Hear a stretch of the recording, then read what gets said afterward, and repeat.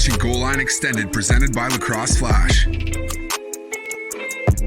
What's going on, Lacrosse fans? Welcome to Goal Line Extended on the Lacrosse Flash Podcast Network. Today is Friday, July 2nd, and I'm your host, Ryan Hulsebos. Glad that you could join us as we get set to look back at Week 3 and look ahead to Week 4 of the PLL season out on Long Island, New York, as the PLL goes from one major lacrosse hotbed in Baltimore to the next, and all the action will get started tonight at 7 p.m. Eastern exclusively on Peacock, as the undefeated and scorching hot Archers will take on the Chrome after Tim Sudan's team secured their first win of the season over the weekend, this past weekend, snapping the Whipsnakes' winning streak, which officially ends at 11 games. And the Archers, on the other hand, have been incredible over the first 3 weeks, and we'll get to see them play in their first doubleheader of the season with that second game on Sunday, July 4, against the Whipsnakes, which is our Flash game of the week, and we'll dive into that as well as the rest of this weekend's games in a little bit. We also have this past weekend's games in Baltimore to discuss, as the NLL Expansion Draft for the Panther City Lacrosse Club, which was held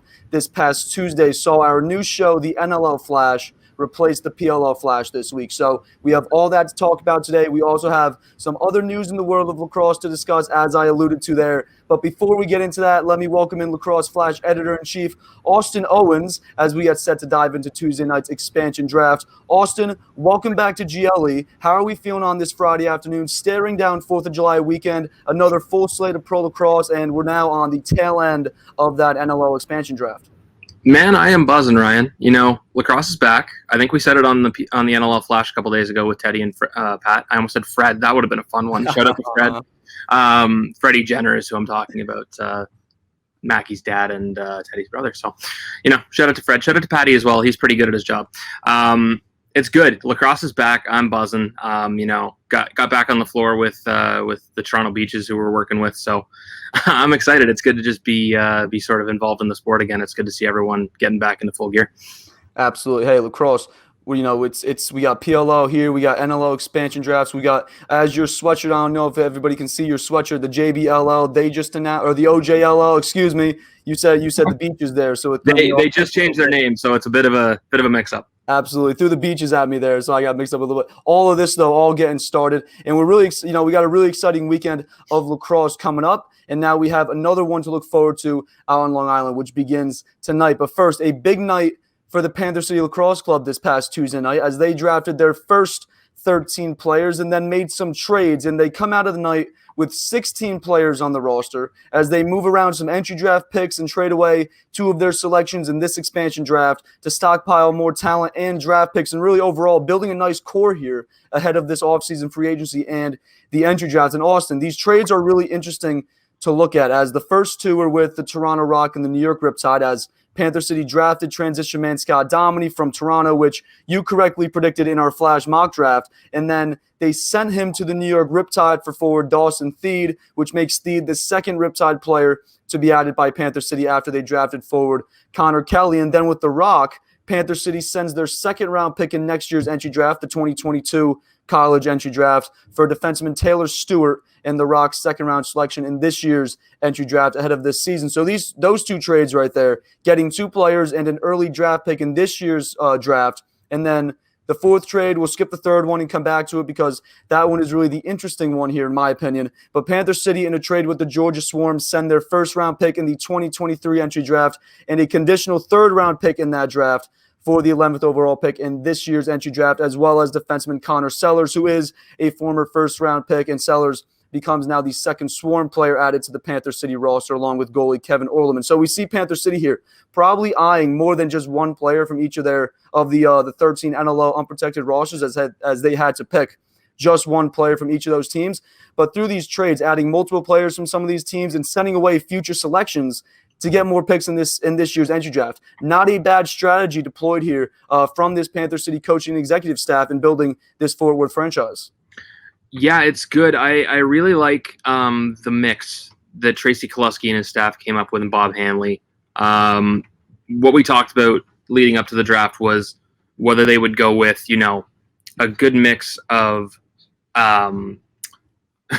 prospects, guys that haven't really played before. Do you take your field lacrosse guys? It's sort of the thing that the New York Riptide did before this draft a couple of years ago, where they drafted your Kieran McCardles and your Connor Kellys, guys that you could market to a larger audience.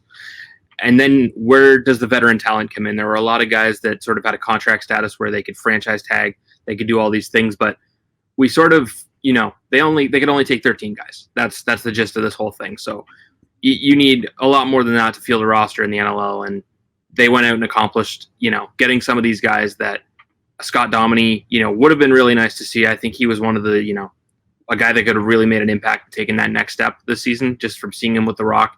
He was unbelievable in transition, and, he gets up the floor really quickly. So it would have been nice to see him there. I don't know a whole lot about Dawson Theed. I'm going to be completely honest with you, but, I know New York is getting a dog. I will say that. Scott Dominy is in your face. He's 100 miles an hour at all times, and he never takes his foot off the gas. He's an awesome defender, and he's only 23 years old. Connor Sellers is another guy that, I should start with Taylor Stewart because he's another Rock guy. He came on halfway through the season with the Rock through a trade with Colorado. He's just, steady, dependable. He's just a guy you need on the back end, and he's a veteran presence, so he can step in and work with Steve Toll and be one of those leaders that sort of knows the system, knows the pro game a little bit, and can sort of help these other guys get better. And Connor Sellers is a guy that, I believe he's won a championship with Georgia. Don't quote me on that, but I believe he was around in 2017. Just another solid contributor in the offense. Giving up a future first-round pick is going to sting for him, especially since, Panther City's good, but it's sort of like New York only had one win in their first season. I think Rochester had one or two. So it's not, we see Vegas in the NHL, and they went to the Stanley Cup final as an expansion team. It's not that in the NLL. The talent pool is good, but it's spread out enough where guys, there weren't a lot of game-changing players. There are some really, really good pros, but it's hard to find, Sean Evans was sitting there for Rochester in the last draft.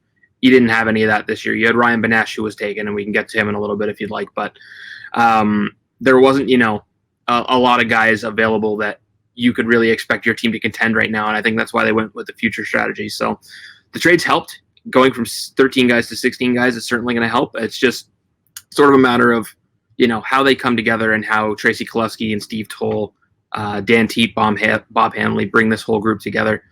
And that's going to be the biggest thing, is how they gel. I think they have the pieces to do it, and they have the pieces in the core for the future. It's just how they go about executing once they get out on the floor.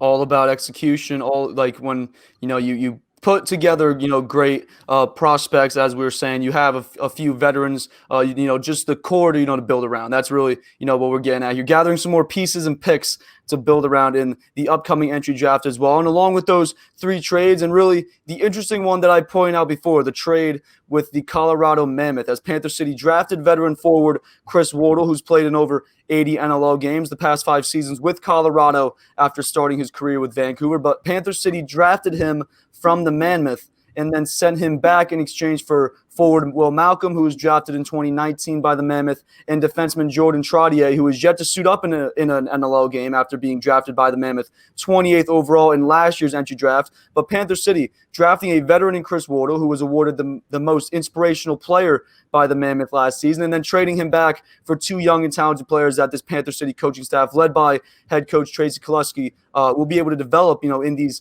coming seasons. So instead of getting 1 player from Colorado, you get 2, and they happen to both be young guys that you can hope to keep around for a while, build around as this franchise attempts to get off their feet. Just an interesting trade to me that they were able to draft the guy, send him back for 2. Just seems like a win-win situation for both parties. Yeah, it's one of those ones where, we speculated that it would happen, not necessarily with Colorado. I know there was some rumbling of Wardle just because he's a steady pro. He's a lefty that you can just, plug and play. And Colorado's really high on him, obviously. Otherwise, they wouldn't have given up 2, quality players. We thought it was going to happen with a Chris Corbeil or maybe a Joey Capito even. We didn't even think that Wardle was going to be the pick leading up to the draft or through the draft, because Joey Capito was sitting there under contract. And he's a multi-time transition player of the year, as is Chris Corbeil. Dan Coates, a guy that plays in the PLL, he was sitting there too for the taking.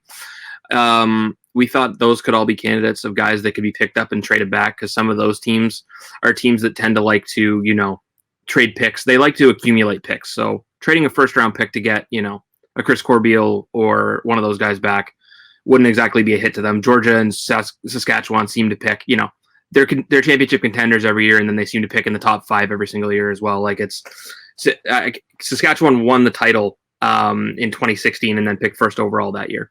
It's one of those situations. So Wardle, he's just a steady pro, and that's what you need. He's a good complement piece with Eli McLaughlin.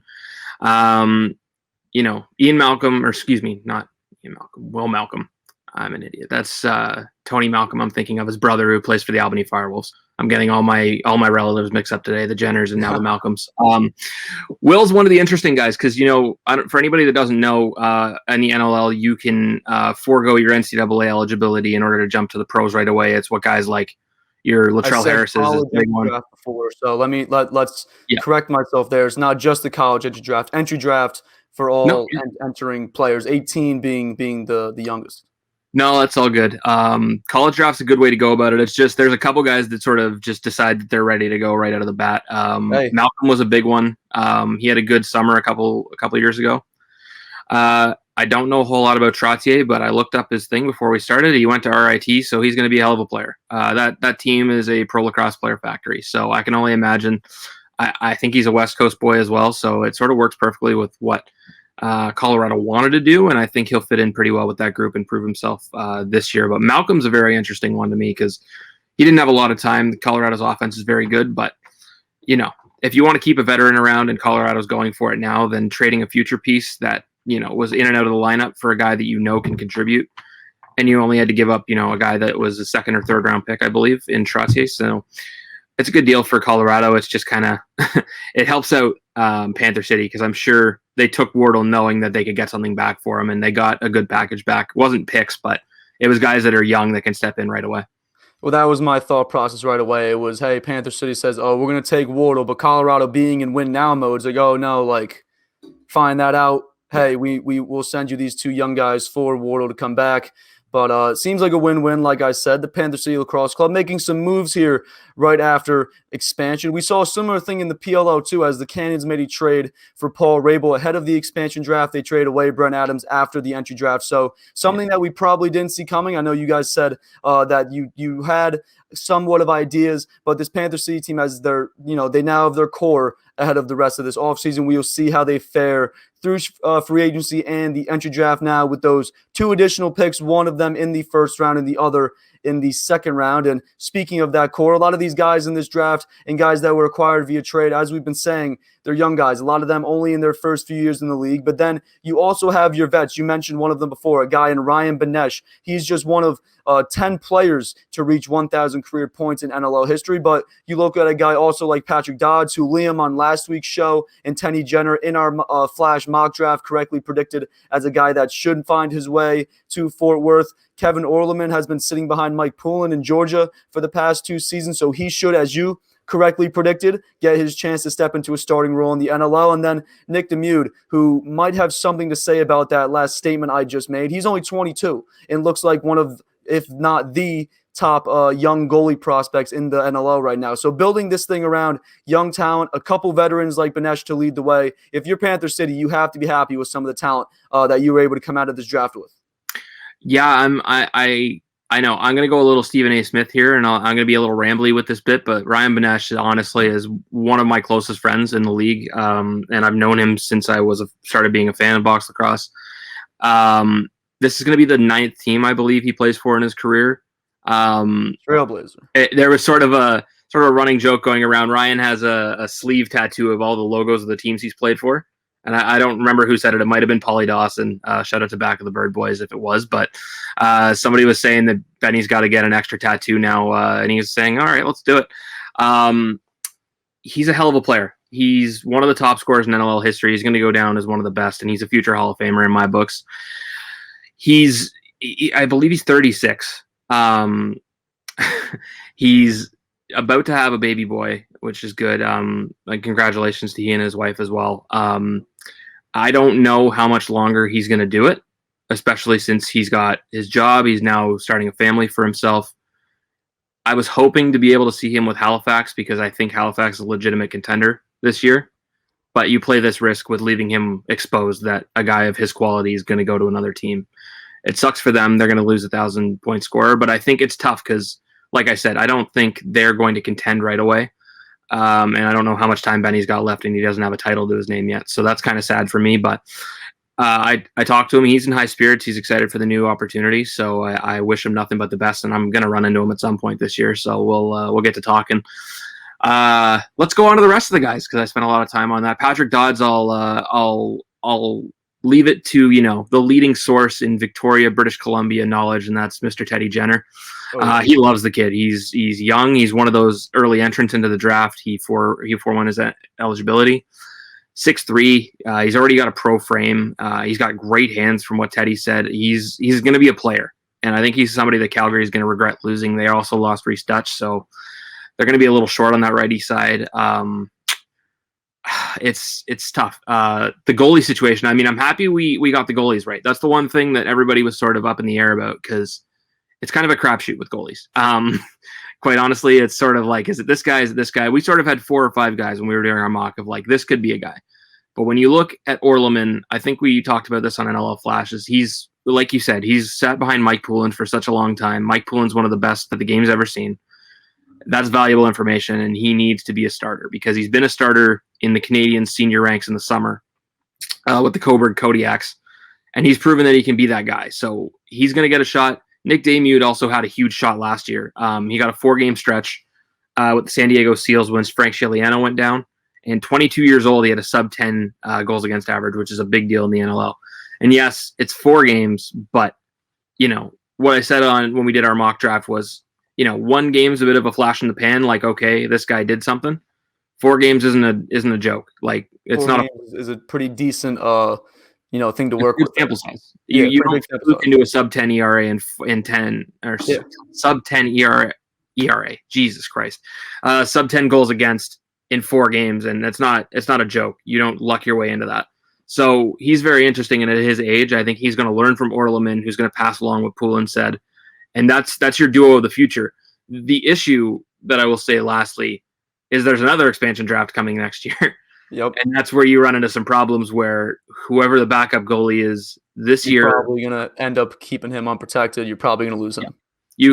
I believe you can only protect 1 goalie. And if there is an ability to protect 2, you leave a big piece of your roster at serious risk of going. So whoever ends up being the guy that plays less and the guy that's exposed, I wouldn't be surprised to see them heading to Vegas next year, which, from what NLL players have been saying, that's not such a bad thing. As I'm saying, I come next year, if I'm one of those 2 goalies, I might be going into the Fort Worth office like, hey, rock, paper, scissors. Yeah. No, I've been drafted to Vegas. What am I going to do? Yeah. But dude, it's really interesting though looking at this goalie situation. I know you guys said you had a ton of goalies in your mind, and obviously we got these 2 right. Fortunately, like makes us look good out here. But out of all these selections in this draft, the 13 picks minus Worldo and Domini because they were both traded, and taking out the guys that were traded for, which selection, Austin, surprised you the most? The Benesh one for sure. I'm trying to think of another one off the top of my head because we sort of had a short list of guys. I'll say the guy that I was most surprised was left unprotected was Connor Kelly. And writing about him, we talked about Kieran McArdle when we did our thing, and Teddy was saying, I'm not the highest on Kieran McArdle when it comes to a box sense. I really like him in field. I think he's good. But what I said when we talked about the year. Yeah. How to bring that back. What I said he's having a great season. Yeah. He's having a great season. He's doing well with the Water Dogs, which is good. I think he's 29 years old now, and what I said when we talked to Teddy was, I think you've sort of seen what you're going to get from Kieran McArdle. Connor Kelly has only played maybe 20-ish games, maybe even less than that, and he was on nearly a 60-point pace last year with the New York offense that was an expansion side, and their best player was a rookie in Tyson Gibson. So I think he has a lot more to give. It's going to be tough in this offense. You're going to get a guy in the draft that's very good, but the top 3 this year is Lanchbury, Donville, and Tahoka. Tahoka's in the transfer portal. I believe Donville just committed to Maryland. I could have that next. And Lanchbury, I believe, could be going back to Richmond. So you're probably not going to have your first pick this year. But that's just speculation at this point. Donville and Tahoka, or Donville for sure, but Tahoka sounds like Donville is for set going back to, or not going back. He's going to Maryland. Yeah. So, you're not going to have that same guy that can step in right away like a Tyson Gibson and be that guy. So it might be different. It might be on Connor Kelly. He's going to be helped because, you'll have Ryan Benesh who will take up a top assignment. Patrick Dodds is a big body that'll be able to clear some guys out. They can add. The good thing about this is there's going to be some free agents, and you've already seen some guys released. They're street free agents now, so they can be obtained. And there's going to be guys that want their shot with Fort Worth. So the roster's not nearly done, but I think Connor Kelly is a guy that needs some pieces around him to take off. It's going to be easy for him, and he's only going to get better because he's only played, 20-ish games, maybe. And he already looks very good. And that point total, 60 points on an offense that wasn't that great, it's impressive. I'll say that. And he's only 26, so he still has room to grow. So he was a guy that I was very intrigued that they had to, leave him unprotected, but I get it because, Jeff Teat was signed. Callum Crawford is an MVP candidate last year. Tyson Gibson was your first overall pick. Jeff Teat was your first overall pick last year.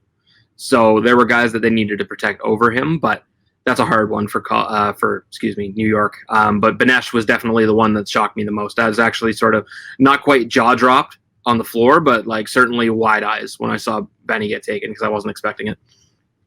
Definitely just building a solid core for this team. And as you're saying, you got guys like Dodge, you got guys like these two goalies, Orleman and Demucci. You got guys that you can at least build around or hope to build around going forward. Kelly being another one of them. And really, it's like expansion teams. The Las Vegas Golden Knights are kind of like an outlier because you look at, it takes time to build a team. It took time for the Water Dogs. It's taken time now for the Riptide. You can even argue it's still taking time for the War Dogs. The Cannons, the Cannons are playing incredible lacrosse right now, but they're still 1-3. It takes time for expansion teams to get going, but we will see. Imagine Panther City will be, with this lineup set for this season, hopefully a good contender. But overall, just a very busy week in the NLL, and has officially come to a close with the expansion draft this past Tuesday night, and then ahead of this past Wednesday afternoon, each of the 13 NLL teams had to submit their 31-man rosters to the league, and then, as you said before, players left off that roster would become free agents ahead of free agency, which begins on August 1st, and a handful of teams have begun to release those rosters ahead of social media. Some teams have already begun announcing signings and re-signings. I'd imagine Austin will get another NLL Flash fired up in the very near future to recap all of that ahead of August 1st or around August 1st. So, just to look out more deeply into more of the expansion draft. So for everyone watching and listening, keep your eyes and ears open for that and check out those rosters. Head on over to the team social media accounts to do that. I believe I saw a few of them posted throughout the day on Wednesday. But Austin, shifting gears a little bit here from the NLL, we found out earlier this week that former Cornell head coach and current Johns Hopkins head coach Peter Milliman has been named the head coach of the Iroquois Nationals men's sixes team that will compete next year in men's lacrosse's first time in the World Games, along with assistant coach Jim Barnes, which officially wraps up that entire saga that was the Iroquois Nationals being left out of that original 8-team field for the tournament. We saw that end last September as they were officially announced, or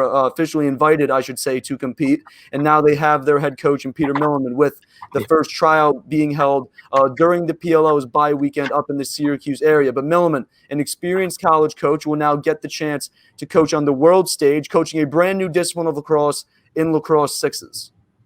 Yeah, it's going to be very interesting to see the whole situation play out when it comes to the World Games. And I'll touch on that in a sec. But Milliman, obviously, his resume speaks for itself. Cornell's a very, they were a giant back in the 2000s and the early 2010s. They the Ivy League, other than they didn't trail off, but, Cornell sort of dropped down a bit and now they're building themselves back up. And I'm excited to see what they can do when Ivy League actually takes the field again in the NCAA. But you go from one of those jobs, a Cornell, which is a big program in lacrosse, and then you go to one of the marquee programs in lacrosse in Johns Hopkins, and you take over for a guy like Dave Petramala. That's a big deal. And he's a big name. The Iroquois Nationals, that saga was ridiculous. I'd like to say it's an anomaly for lacrosse, but I'm not really surprised that something like that happened, unfortunately. I'm glad it got resolved, and it wouldn't have gotten resolved if not for the Iroquois, campaigning, and also the efforts of the Irish lacrosse team, who gave up their spot in order to give them a chance. And that was an awesome move by them and a really class act. So I'm excited to see them take the field. I'm excited to see, sixes take place and see what that sort of looks like ahead of the Olympics in a couple of years. But yeah, the saga itself is just played out. I'm happy we're just getting to lacrosse and we get some news on this that's not about, the Iroquois missing a lot of time, because the 2010 games is one that sticks out to me, when the British government didn't accept their passports. Like, there's been a number of situations where the Iroquois have just gotten the short end of the stick, and it's completely a joke. So I'm happy to see that they sorted this out, and shout out to Team Ireland for, really taking one for the lacrosse world here, because everyone really, it's not the same without the Iroquois in it. Let's just say that. Milliman's going to do a great job with that team.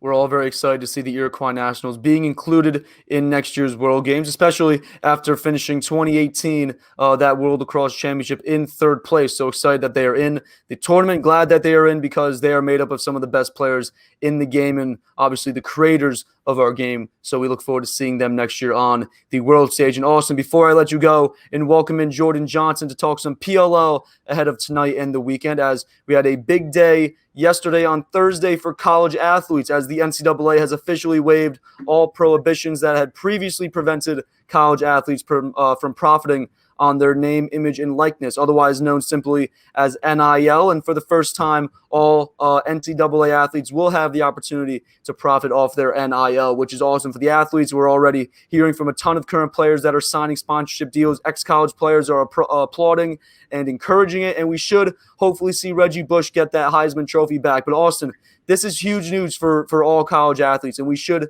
be able to see some current college stars make some big bucks here over the next few years.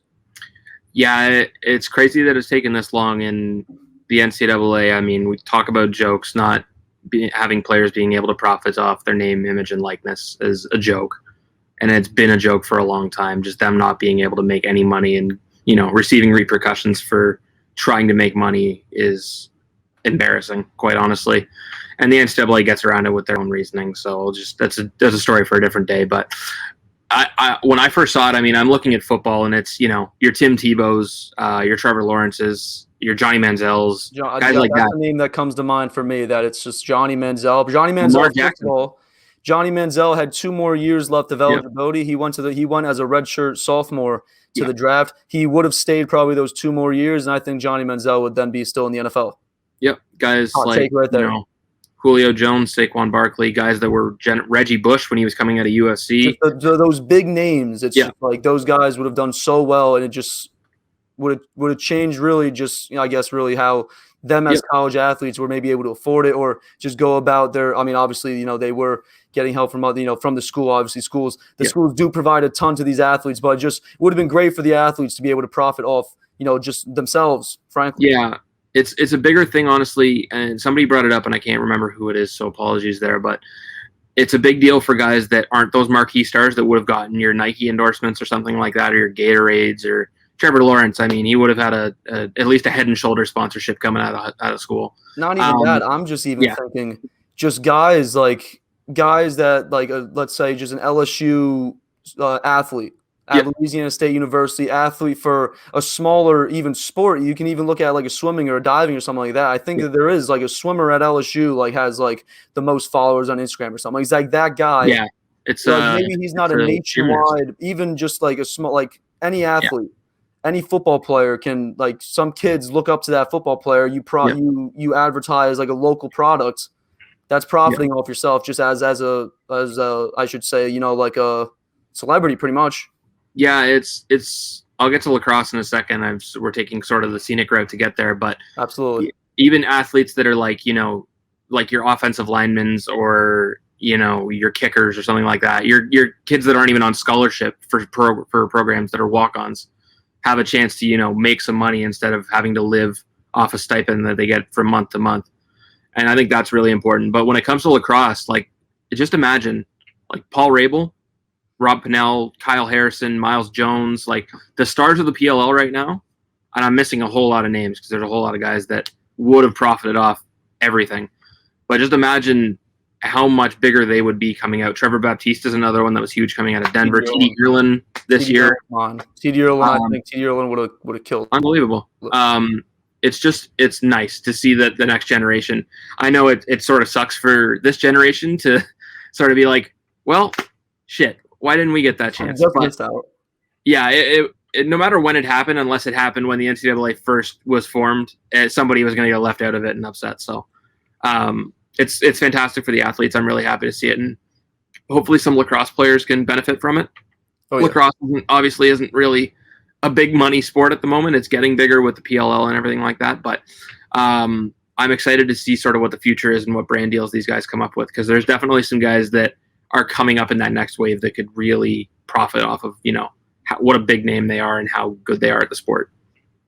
Brendan O'Neill, Connor Schellenberger, they both have 3 years left in school. Two of the best players, frankly, in college cross right now. Schellenberger might even be able to go back for a 4th year. So they could, they got 3-4 years there that they could profit. Joey Spillane, a huge name, hasn't even stepped on the practice field yet up at Syracuse. So there's a ton of guys that could really make it big here in college before we see them hopefully playing in the PLO in a few years. But, the list probably goes on. And really it's small town, like little restaurant down the street from the school. Like they can sponsor athletes now, and then, just the athletes – it's great. It's great for college athletes. They have a chance here to make some bucks, and as you're saying, have a little bit more than just those stipends. And Austin, last thing before I let you go here, PLL Week 3 is in the books. PLL Week 4 is just beyond the horizon. We saw the Chaos and Chrome get their first wins of the season. The Atlas look like a completely different team with Jeff Teat on the field. Jake Caraway and Brian Cosfield both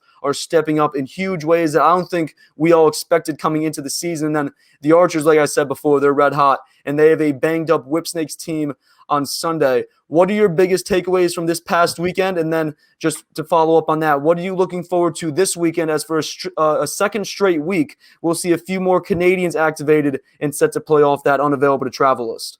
We'll keep it in point form just so I keep it short. One, the Archers are a wagon. I think we already knew that. The Atlas are a low-key wagon. Jeff Teat, how are you? That guy's pretty good at the whole lacrosse thing, I'd say. I'm very interested to see Trey Leclerc. That's a guy that I think is going to get a chance. I believe Chase Fraser is going to play for Chaos. I don't quite know what we're going to get from him or how much he'll, factor in, but I think we're waiting for, your Jesse Kings, your Curtis Dixons, your Challen Rogers to come over. I don't necessarily know if it'll happen.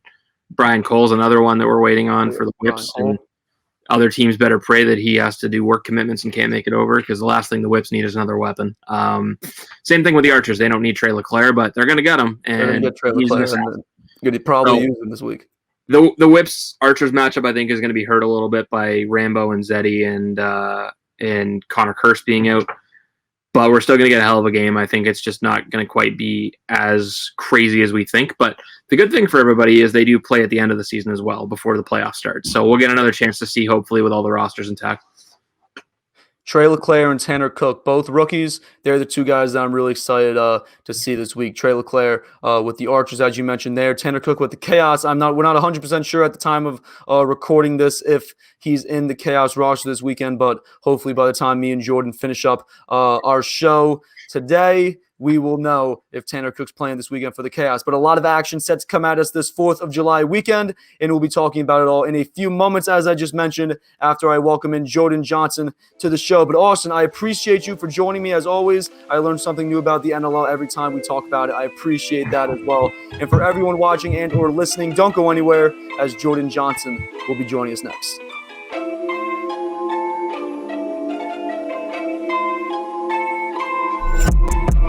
You're watching Goal Line.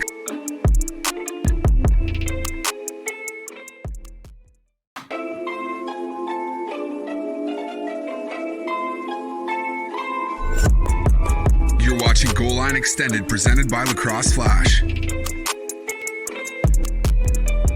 Welcome back to the show. Ryan Hulsebos and Jordan Johnson coming at you here on Goal Line Extended on the Lacrosse Flash Podcast Network, as we're about to dive into this weekend's lacrosse games out on Long Island. And Jordan, welcome back to GLE. I feel like it's been forever since we've had you on with us, but no better time than this weekend as we look ahead to Week 4. And after you got to experience this past weekend in Baltimore from the field level, how was it? How was the atmosphere of it all, as we had a few very exciting and high-scoring games? I'd imagine the place had to be buzzing. Oh, man, the weekend was a blast. Every game, the crowd was going crazy. It was a great weekend overall. It felt like the first weekend of everyone being back since COVID, so it's a great time, man, and happy to be on for the first time in a while. Absolutely. Hey, the states are starting to open up. Canada, as we're talking with our Canadian friends here at Flash, Canada starting to slowly open up. So we're kind of putting COVID in the rear view. Hopefully for forever, I would hope, but at least for the foreseeable future, putting COVID in the rear view. But glad to hear that you had a great time last weekend. And for anyone that wants tickets, make sure to check out the PLL website. This weekend, starting tonight, they're out on Long Island. Next weekend, they're out in Minnesota, and then we have the All-Star Game and Skills Challenge taking place in San Jose, before a bye week. And then we're into the final 2 weeks of the regular season. But let's not look too far ahead. We'll pump the brakes here as we have 5 incredible games to look forward to this weekend. But Jordan, before we dive into those, as well as getting into some analysis on last weekend's games as well, we have some NCAA transfer news that has come out over the week. As former Cornell midfielder Jonathan Donville, who, as Austin Owens mentioned earlier in today's show, was a top NLL draft prospect in the upcoming entry draft. He is transferring to Maryland along with Villanova attackman Keegan Kahn, Villanova defenseman Owen Prabilski. I think I got that right. Someone correct me, please, if I didn't. And as well as rising sophomore Owen Murphy, who played this past season for Johns Hopkins. So all 4 of these guys will be joining the Maryland Terrapins next spring. And then headed to Georgetown is 2 former top 10 recruits in 2017, and Notre Dame's Connor Morin and UNC's Alex Trippy, who is a friend of the show. They'll both be headed to Georgetown on their extra year of eligibility granted to them by the NCAA. A few of these guys hopefully able to get a quick bite of the apple here with NIL opening up before their college careers come to a close. But Jordan, these are all big moves for 2 of the top teams in your area, the Baltimore, D.C. area. How do you see some of these guys fitting in on what are already 2 juggernauts in college lacrosse? Georgetown reaching the quarterfinal in this year's NCAA tournament. Maryland coming up just a goal shy from sending that national championship game to overtime. So on the Maryland side, I have to refer to a tweet by my guy Adam Epstein, who's a huge Hopkins guy, who said, Tillman's getting ready for the law firm of McDermott, Grimes, and Peshko. I mean, look, Hopkins is going to be coming in hot, but Maryland and John Tillman, he knows that this Big Ten conference is only going to continue to get stronger. So what does he do? He loses his best player in Jared Bernhardt, but what does he go do? Go get probably 3 of the top guys in the transfer portal. So you have to give credit to John Tillman. Bringing back Bobby Benson this year is going to be huge. That's good. I talked about that before, how that may have been the most underrated move of the last all season, and now you're bringing him back as the offensive coordinator with a full all season and fall ball to get things settled. Maryland, people are going to be down on Maryland just because they lost Jared Bernhardt and the way that national championship ended. But, man, I wouldn't be surprised to see Tillman in the Final 4 again. And then on the Georgetown side, man, Kevin Warren, what a story, talking about how far they've come from that program that just had maybe 3 wins a few years ago to now you talk about making that quarterfinal. And then now you talk about the 2 transfers on top of Will Bowen, who's already committed, who might be the best defenseman in the country, arguably, and they're bringing him in for 1 more year. So with that Big East, it's going to be wide open, especially with Denver losing a ton of guys. Now, Georgetown looks to be in the driver's seat, I think, in that conference. Absolutely. Georgetown winning the last few Big East Conference championships. So they're hoping to continue to build on that success. And you mentioned for Maryland, losing Jared Bernhardt and then replenishing replenishing that loss. I mean, Georgetown just lost Jake Caraway, who's, as we're seeing, excelling in the Premier Lacrosse League with the Atlas. We'll get to that in a little bit. But some big-time ads by 2 of the top programs right now in college lacrosse, both hoping to stay at the top of their respective conferences and challenge for that national championship again next spring like they did this past spring. And a few of these ads are definitely a good start in doing that. And Jordan, we also heard in the transfer portal world yesterday afternoon that former Loyola and former Syracuse attackman Chase Scanlon has entered his name into the portal for the 3rd time in his career following a roller coaster of a spring that saw him arrested for an off-the-field incident. He was quickly suspended by the team. However, Title IX kind of came in and complicated things. He was then reinstated and suspended again, and we are kind of unsure of where any kind of court process would be at this time. But nonetheless, Scanlon is back in the portal. I'd imagine that some team, I'm not sure what team, but I'd imagine that some team will take a shot at him. I personally would steer clear, but Scanlon, back in the portal, what do we think the likelihood is that he will be brought in by a program, more notably a bigger name program? Dude, I mean, 0%. 0%. There's no way you can bring him in. Whether these allegations are true or not, it's that the fact that you're even associated with that stuff, and I don't even have to get into it by now. If you're listening to this, you already know what's going on. The fact that you're even associated says all you need to know about your character as a whole. So yeah, if I'm a program, I wouldn't take a chance on him, and I would be very, very shocked if someone took a chance on him right now. Something that we will see probably unfold in the next couple weeks and months. But Chase Scanlon, for the third time in his career, looking for a new home to play lacrosse, and we wait and see if he does just that, and we'll update you all when we know. But as we're both saying, we're thinking it's very unlikely. Maybe a smaller name program, but we're thinking it's very, very unlikely. But let's move on to this big weekend of lacrosse that we have laid out in front of us, something that's a lot of fun that we want to talk about. As tonight, we have the undefeated Archers, favored by 2.5 goals, taking on the Chrome. Tomorrow afternoon, beginning at noon Eastern, we have the Redwoods and Water Dogs. Both teams sitting at 2-2, trying to get over 500, a very important spot that both these two teams are in. And then that game will be followed by the Cannons and Chaos. The Cannons, sitting on a 1-3 record with a +3 goal differential. They've lost each of their 3 games by just a single goal. And as a note to keep in mind, they currently hold 10-1 odds to win the championship in September. More on that later. But then on Sunday, the game that we've all been waiting for, the Archers, on the tail end of their first doubleheader of the season, will be taking on the 2-time defending champs, the Whipsnakes, who faltered for the first time in a long time in the second game of their doubleheader last weekend. We will see how the Archers fare in theirs in our Flash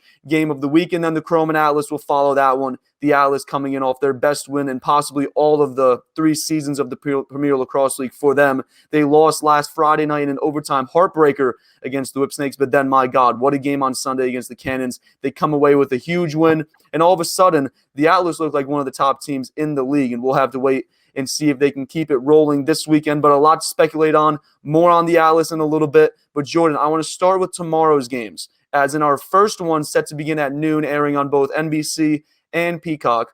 The Water Dogs and Redwoods will face off, both sitting in the middle of the table at 2-2, but it's been very different seasons for both of these teams. The Redwoods, they swept their week 1 doubleheader and then dropped their last 2 games in successive weekends, while the Water Dogs are really just all over the place. They lost badly week 1, came back and got 2 big wins in week 2, looked really good in doing it, and then they get absolutely steamrolled over by the Archers, last weekend, which that might just turn into a routine thing for the Archers, but nonetheless, the Water Dogs did not look good. And Jordan, let's start with the Redwoods, though. They come into this weekend really needing a win. They should have Jack Neer and John Sexton back in the defensive midfield. They were both activated off that injured reserve and would play very important roles for TD Erlin on the faceoff wings. But there's definitely more to it for the Redwoods than Erlin getting those wing guys back, as he faced off last weekend at 77%. So for this Redwoods team, where does it start in turning this thing around, staring down a pivotal week 4 game as this officially puts the Redwoods through the halfway point of the season? I mean, for the Redwoods, it's easy. I mean, they have all the talent in the world on offense, and it's just about the consistency. And you can't team like that cannot afford to take bad shots. You talked about that with the Chaos, just some of those wasted possessions, whether it was a bad shot or just a missed pass or whatnot. And so the Chaos, I think, for the Redwoods, I believe that they're going to get Nat's going to have them more dialed in, more consistently. Look, they almost won that game against the Chaos despite not having their best effort. And that I have to give props to Eddie Glazner and Epple on that defense because they played very well. A lot of people are going to say, oh, because Mac O'Keefe went off, it may not have gone their way, but look, that was an 11-9 game, and I think, in this league, if you give up 11 goals, you have a good chance to win the game. Oh, yeah. So for offensively, it's just about building more consistency, finding guys. Miles Jones had one of his best games of the year, but then when you have a guy like Jules who didn't have the greatest of games, it's just about finding the yin and yang. What works, what doesn't. And so I think, like you said, you bring those 2 guys in on the wings. That's going to help more, just with more consistency between the lines.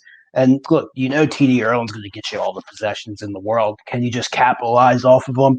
I think against this Water Dogs team, who on defense looked a little bit shaky last week against the Archers. Granted, you talk about the Archers, this is probably going to be something routine for them, but that that Water Dogs defense, even within their wins has looked shaky at times, and I expect a team like the Redwoods to take advantage of it. And I think we'll get into our picks later, but I would expect the Redwoods to have a huge day.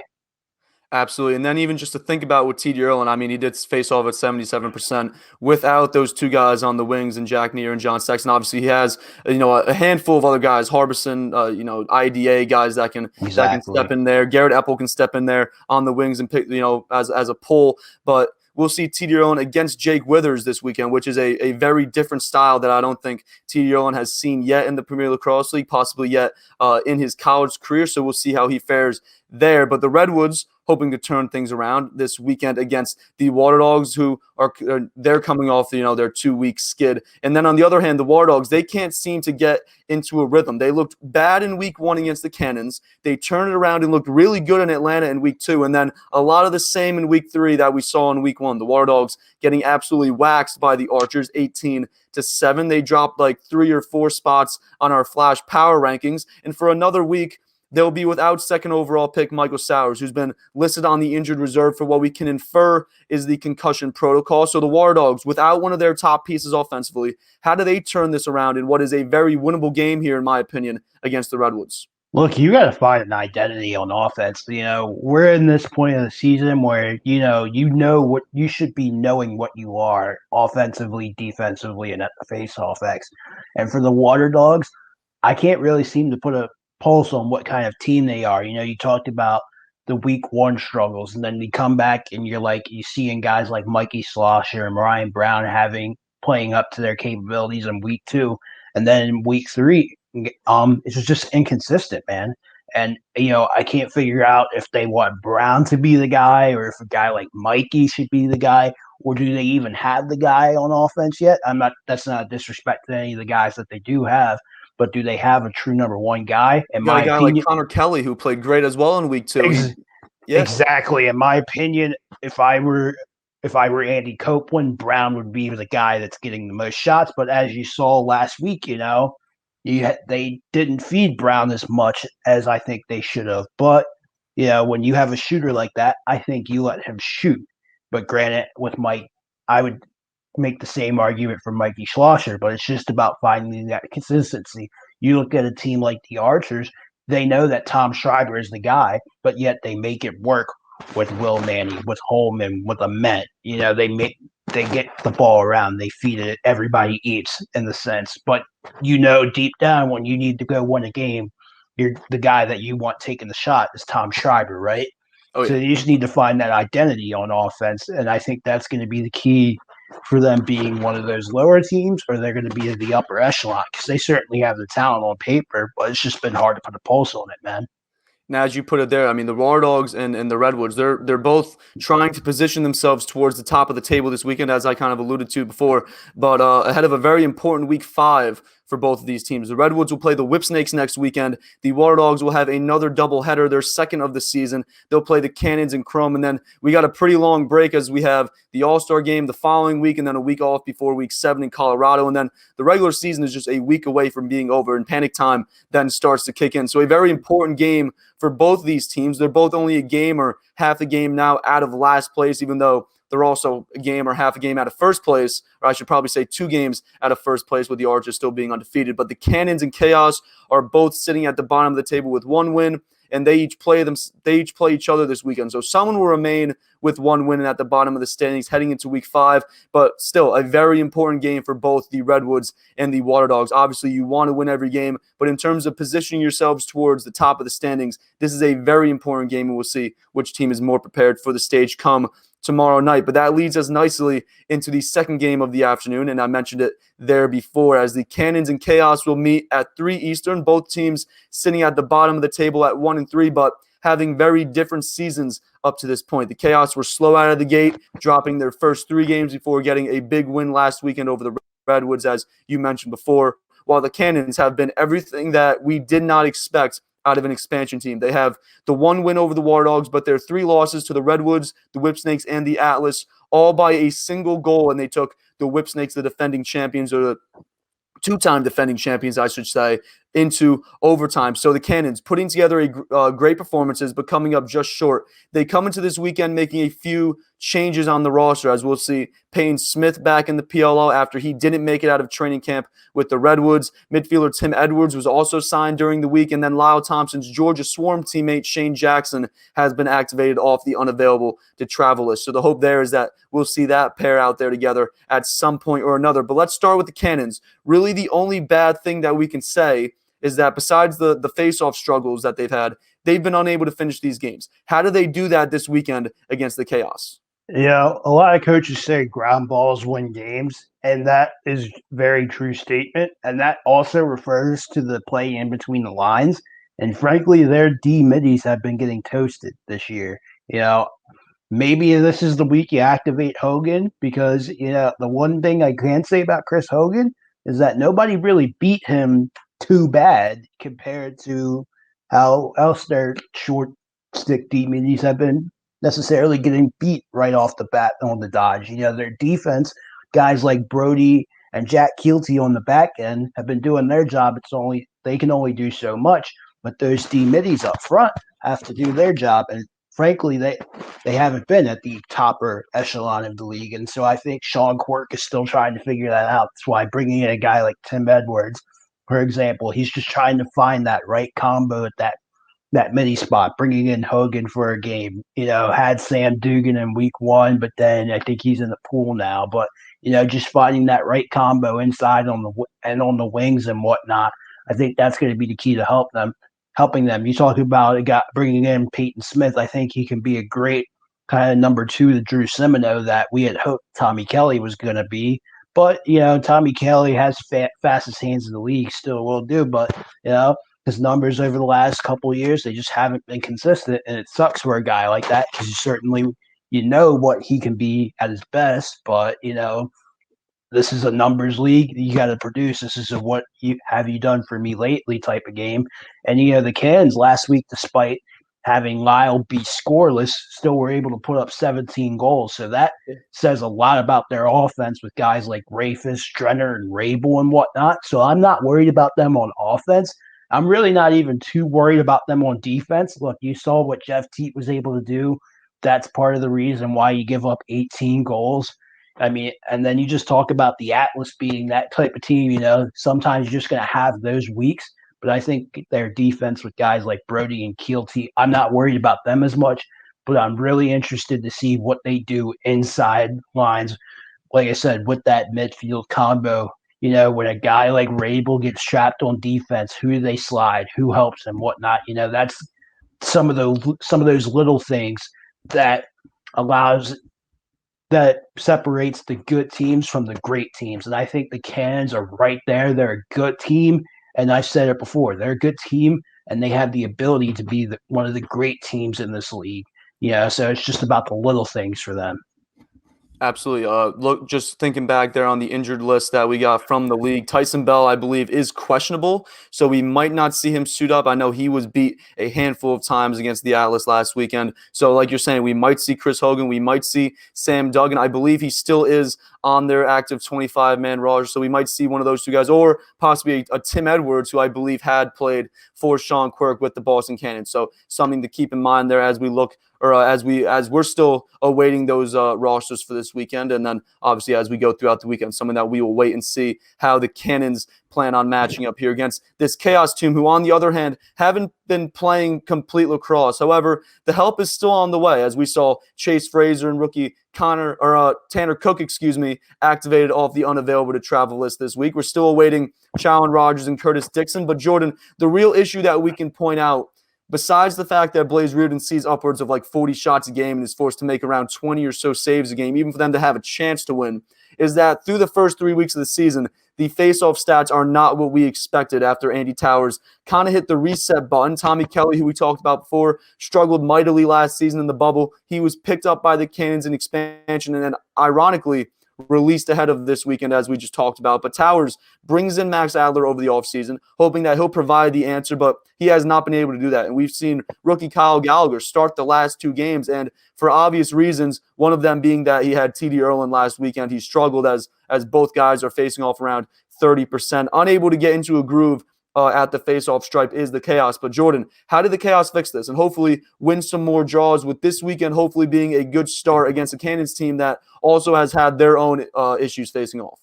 Yeah, we were talking about that amongst the Flash staff this week, right? And with the face-off at the face-off X, obviously you want to have your wings around them be as good as they can. I would be surprised if I were Towers. I'd move Jared Newman up just because of how good of he is, how quick he is to the ball. Not to say that you can't still keep him at defense, but I'd certainly have a guy like him who's great around the ball play the wings. It's just as far as finding face-off guys, I still think to bring a guy like Adler back just to try to get him in his rhythm in this league with these rules and whatnot. Granted, he did struggle, but he is a veteran guy. He's good. I think in a full season, he's a guy that I feel like can get adjusted right if you give him time. But look, as we talked about before with guys like TK, it is a what have you done for me lately league, especially with all this talent in. And so, hey, whether they bring him back or they stick with or they try to let Gallagher ride the wave, maybe it is a situation where they have different guys in and out. You have to find that piece, right? Is that piece on their roster right now? Based on the play, we can't say that, right? So, with all these talented guys, I think, hopefully this week, I believe they'll be riding with Gallagher again. I wouldn't surprise me if they go back to Adler though. But hopefully they can get at least one of those guys to go above 50%.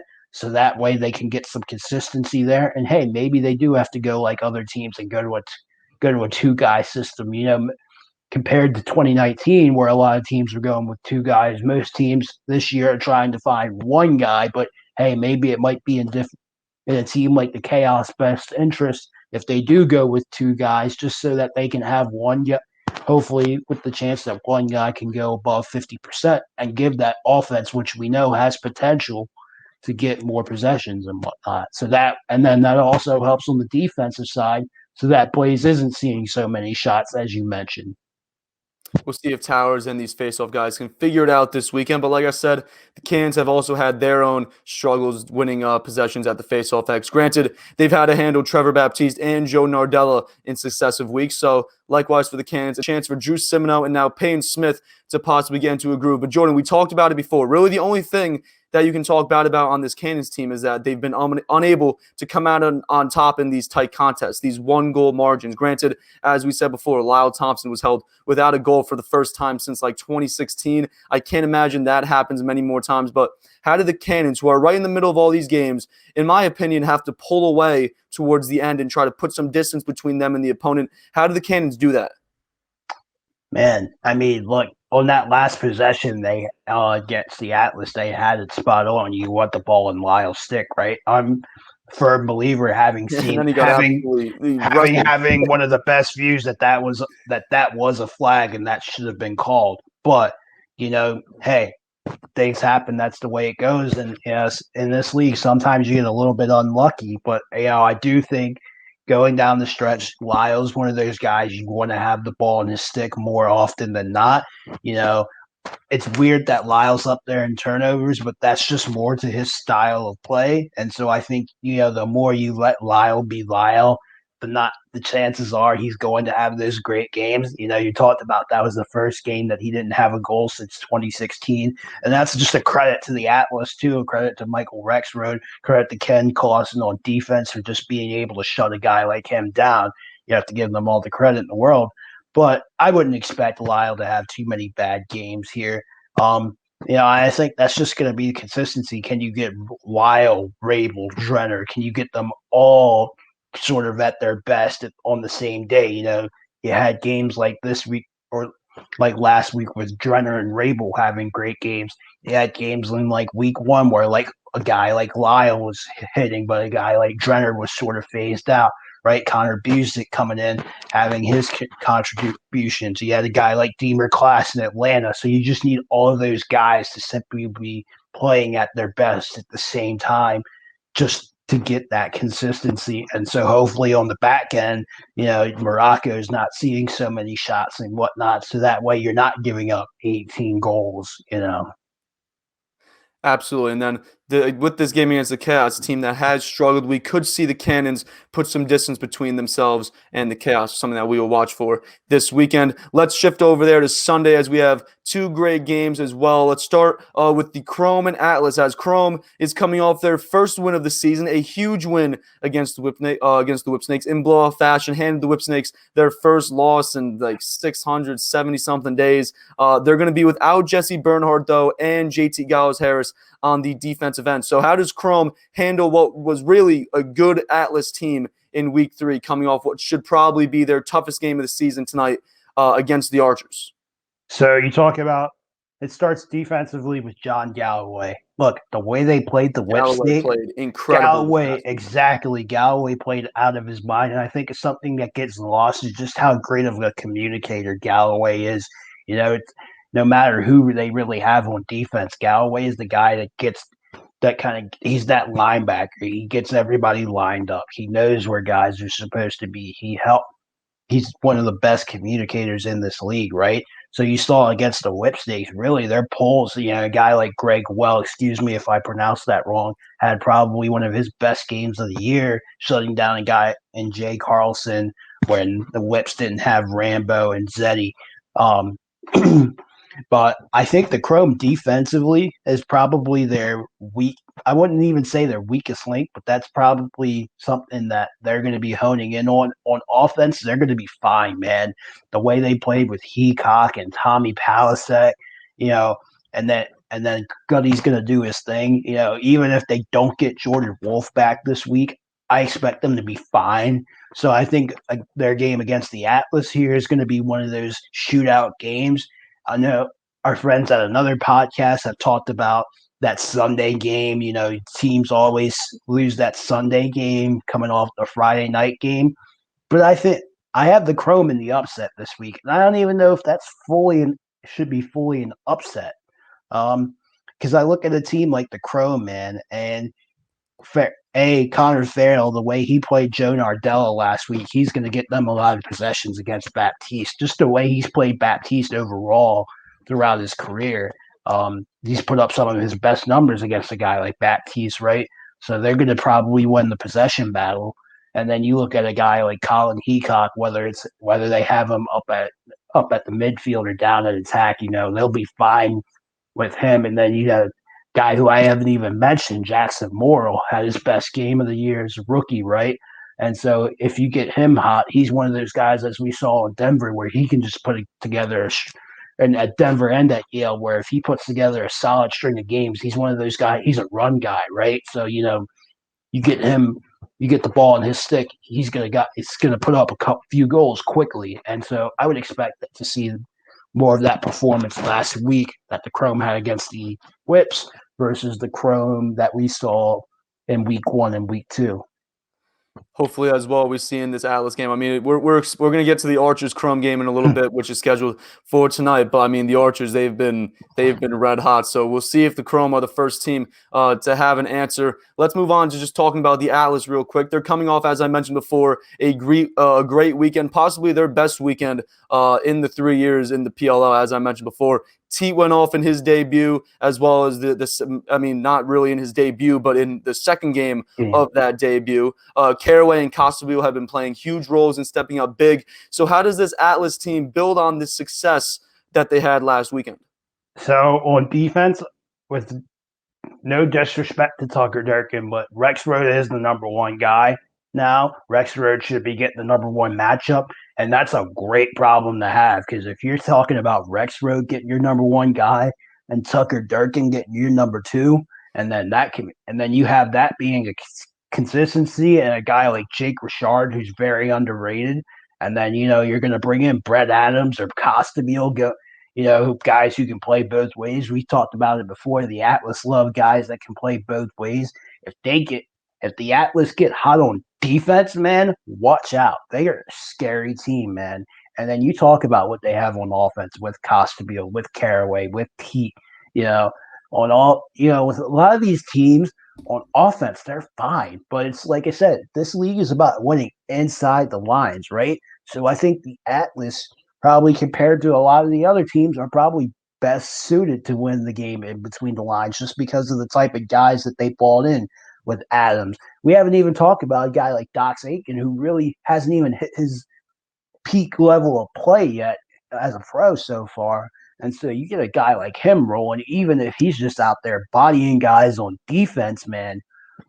Watch out for the Atlas, but man, I feel like they're one of those teams that's like the Cannons. They're going to find themselves in some close games, and it may be coming down to they're a very young team. And so maybe they get lucky on some of these close games, and maybe they don't. Like they get like against the Whip Snakes, they didn't get so lucky, but then turn around on Sunday and they get lucky in that close game against the Cannons. They're going to be so up and down, but they're a playoff team. And man, if they can get things kind of settled in on defense, just watch out for them, man. It seems like they're the hot stock to buy in right now. Absolutely. And the Atlas, I mean, they scored a ton of goals last week, but they did give up a lot of goals as well. As you got to look into it, that they were in 2 1-goal contests. So we'll see if the offense can complement the defense this week. Jack Concannon, obviously one of the best goalies close in tight. If you get a shot in tight, he's most likely going to pounce on it. So we'll see if they can have that complement there going forward this weekend, starting against the Chrome. Let's move on to that second game on Sunday, our Flash game of the week, the Whip Snakes and the Archers. However, unfortunately, this is kind of turning into a Flash game of the week, kind of in quotes, because we're not going to see Matt Rambo. Zed Williams is questionable, so the Whip Snakes might not be at full strength. So how did the Whip Snakes rebound, though, after that first loss in what was a very, very long time? You know what? I'm going to go out on a limb here. I'm picking the Whip Snakes in the upset, but my also kind of sort of limb here, hot take, Matt Abbott is going to have multiple goals. Okay. I think that Stagnate with the human you talking. clear. I'm sorry, what was that? The human clear Matt Abbott. Exactly, and we haven't really we've seen him go both ways and play it okay, but I think he's going to unlock his Chesapeake Bay Hawks goal scorer, Matt Abbott. This might be the weekend where we see like a Jay Carlson, a Chris Aslanian. Exactly, and I was just getting ready to get to that. A guy like Jay Carlson's going to go. He's such a great finisher in this league. If they can play the poles right, guys like Earhart and Squires are going to be able to get them the ball, right? So I think this game is well set up for Jay Carlson to have a great game. Guy like Matt Abbott, who I wouldn't expect to see get off the field much. Like I said, I think he's going to have multiple goals, maybe 1 to 2. Mike Chanenchuk, who I think has really been sort of quiet this year, other than the other 2 bomb. This is his game. Look, they're going to have to win this game in the midfield, right? The Archers are going to have the advantage on offense in that attack, right? And we know what they can do offensively, but for the Whips, can they match that? And I come back to that second game in 3 days or in 2 days, however you want to look at it. And are the Archers going to be tired? Maybe. I'm not sure how hot it's going to be in Long Island, but if it's going to be the same way it was We're expecting a lot of rain this weekend. Yeah, if you get rain this weekend, it's raining right now. I think Sunday is going to be the only day they're saying as of right now. That's going to be if you get another 100-degree day like in Baltimore, like I'm telling you, dude, that's going to mess with teams, man. And the Whips, their best friend, might be having that Sunday game and hopefully they do get Zeddy back, because if they get Zeddy back, even for that one game, I'm still going to roll with them in the upset. And like I said, I think they'll win the game in between the midfield. And look, it's going to be a shootout. Don't get me wrong. The Archers are going to put up their numbers. Burnlow's a great goalie, but you can only do so much to stop them, right? And so Absolutely. I think that could be another 18-17 type of game. It might be the highest scoring game of the year, and I love what they do. And we haven't even mentioned a guy like John Haas, who's a great two-way midfielder in and of himself. So I would really expect the Stacks to really put the focus on those guys. And to be honest, I mean, I know the Archers are a great team to scout, but I think it's going to be something a little bit unexpected. It might shock people. You think Aslanian's a good player, especially if we see Zed out there, it's like, oh shoot, Zed. But I think they might just come out with the game plan of, hey, let's get these guys, let's get Abbott going, let's get Hawes going, let's get Chanenchuk going, and see where that rides you. I like that take that you mentioned there of Matt Abbott, because you look at this Whipsnakes attack, no Matt Rambo. They might not have Zed Williams. Even if they do, he might be Even if you want to limited. slide Abbott to attack, man, he's going to be a force there. Well, That might be here's an what I was option. thinking. Here's what I was thinking. You got no Zed Williams, or Zed Williams is questionable. No Matt Rambo. Zed Williams could be out there, but might be limited. We don't know as of right now. We don't know, but we could see a Chris Aslanian at attack. Obviously, with Jay Carlson, we could see Ryan Tierney down in there. We could see a guy that you did not mention, like a Brad Smith, slot down in that attack. So then I like that take there, Matt Abbott. We could see a ton of runs, a ton of Matt Abbott here in this game. So I really like that take. Let's move on to the Archers, though. Trey LeClaire has been activated off that unavailable to travel list. So, I mean, the Archers offense, they're already so good. Adding just another weapon, how does he fit in on this loaded offense, and what roles do you expect him to take on here against the Whipsnakes this weekend? I will say there is a part of me that wonders, can there be too much? And I hate to have that take, but with a team like the Archers, you kind of don't want to mess with what they have. And so I think if we see Trey LeClaire, it'll be in spurts. And I don't expect, with all due respect to him as a player, I think just the way that they're rolling on offense as a whole, I wouldn't expect Chris Bates to want to mess with that too much. So I definitely think we'll see Trey LeClaire on a couple possessions. Maybe he gets a 2-point shot. But if I'm the Archers, I don't want to mess with what I have. I don't want to fix what's broken. So though Trey LeClaire is a great player, I would kind of sort of keep him in the realms, especially, maybe they do use him in that Sunday game if they choose to rest a couple guys. But early on, especially in this game against the Chrome, I wouldn't expect to see him too much just because I'd ride with my offense now as it's rolling and whatnot. And then maybe you see him in the Sunday game, depending on who they choose to rest and whatnot. Absolutely. I like that take as well. And then even going back to Matt Abbott, no Connor Kirst. I forgot to mention that as well, as Connor Kirst will be, I believe he was just put on like an inactive list. The reserve. He's going to be a reserve roster guy. Exactly. Hopefully we'll see. Hopefully Connor Kirst is all good. Obviously very vague from what the Whipsnakes put out there on social media. We'll hope that he's all right. We'll hope that we see him coming up in the future. But yeah, definitely Trey LeClaire, we don't want to fix what's broken, as you alluded to. So we should probably, as you're saying, I'd imagine we see him come Sunday, probably not on Friday night, because as you're saying, we don't want to mess with what's been going right. But let's talk about that Friday night game. The Archers have been red hot, scorching hot. They're trying to stay hot as they're currently 3-0, again, going to their first doubleheader weekend of the season. And then Chrome, as we said before, trying to build off their first win of the season. Who has the edge in your opinion, even though obviously the Archers, as we're saying, are very, very good? Who do you think's got the edge, though, in this game? I'm going Archers, man. They just can't be stopped right now. Going into that Friday game, I'd love them here. Yeah, man. And then defensively with Rat, with Graham Hossack, we didn't even talk about them much. I know we're running a little bit low on time here, but I think they're really going to come out firing, dialed up on defense. So I'll go the Archers, and I'll go with them in a shootout type of game. I would say that leads us right. That leads us very nicely here into our picks. Let's make some picks here, as our entire Flash staff picks will be available on Instagram and Twitter ahead of tonight's game. But let's start with that one. You got the Archers over the Chrome. Yes, sir. I'm going to take the Archers as well. The Archers are favored by 2.5 goals. I like that as well. I like the Chrome to cover that, but I'll take the Archers with the win. I'm on the other side. I like the Archers to cover that 2.5. I think they've been steamrolling everybody. I can't see why that would end tonight.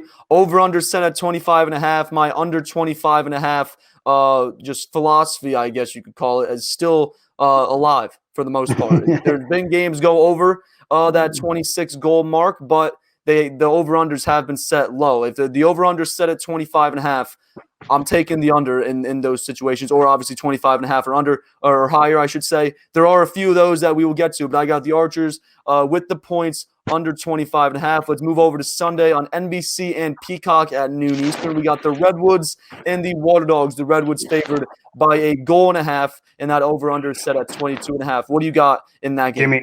Give me the Redwoods and give me them with the points. I think that the Redwoods are going to roll over the Water Dogs pretty handily. I think they might end up beating them by 5 or 6 goals. So give me the Red. I'm Give me on the the other Redwoods side. all day. I'm on the other side of that. I got the War Dogs at least with the points. I also picked the War Dogs to win, but I got the War Dogs with the points. Let's move on to that second game Saturday. Cannons favored by 1.5 against the Chaos. The over-under's 24.5. However, it did open at 25.5. Who do you got on this one? Give me the Cannons and give me the over on this game as well. I think the Cannons offense is a force to be reckoned with. I don't think the Chaos are going to have too much of an answer defensively. And so give me the Cannons in a 4-goal game. As we've talked about, the Chaos have kind of been, sputtering out of the gate here to start the season. They are getting some big names back. They're still awaiting a few off the unavailable to travel list. But as you're saying, the Cannons have been so good. Even though they are 1-3, they've got a +3 goal differential. Like, they've been real good. Last week was the first game that they did not cover. But I expect them to continue. I don't have them with the points, but I do have the Cannons in this one as well. Let's move on over to Sunday, our NBC or our Flash game of the week. Excuse me, it'll be on NBCSN and Peacock. The Archers favored by 1.5 over the Whipsnakes with an over/under set at 27.5. Who do you got on this one? Give me the Whips, but give me the under. Like I said, we just talked about it. I think the Whips are going to come out with something to prove. And I think we're going to see some shockers with some great games. Guys like Matt Abbott and potentially Ryan Tierney. So, yeah, give me the Whips, man. I'm with you on the under. The over-under actually opened at 28.5, but I'm with you on the under there at 27.5. But I'm on the other side. I do have the Archers. I just think my philosophy going in, obviously, with the Whipsnakes was I'm not picking against the Whipsnakes until they lose. I think the Archers right now are that good that it's like you don't pick against the Archers until they lose. So you got the Whipsnakes. I got the Archers. Last game of the weekend, Chrome and Atlas. Atlas are favored by 1.5 with the over/under set at that 25.5 number. Who do you got on this one? As tempted as I am to pick the Atlas, give me the Chrome and the upset, and give me the over on that game, man. I just Expecting a lot love of goals. Yeah, I'm expecting a lot of the goals from the Chrome. I'm really expecting a lot from the Atlas as well. But give me the Chrome, give me the veteran team over the younger team. Give me the Chrome, man. Got to stick to philosophy because I can't stray away from it. I'm taking the under 25.5.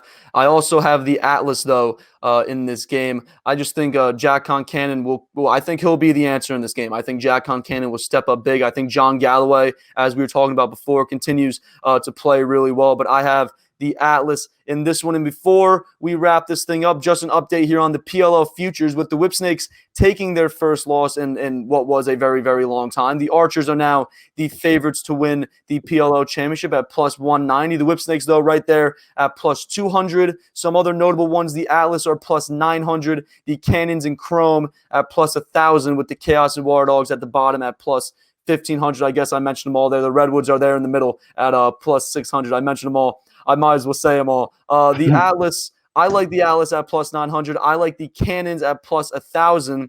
Out of those odds, though, what would you toss a little bit on if you were to make a bet here on a PLL future? That Cannons bet is really attractive, so I might take that. And then obviously the Archers. I mean, not going to win much money out of it, but the likelihood of seeing the Archers in the championship is pretty darn high. And so I'd keep rolling with that. Absolutely. And I'm also still on the Water Dogs train. I still think the Water Dogs will figure it out eventually. They got so much talent that they brought in this year. I'm still heavy on the Water Dogs, but we'll see.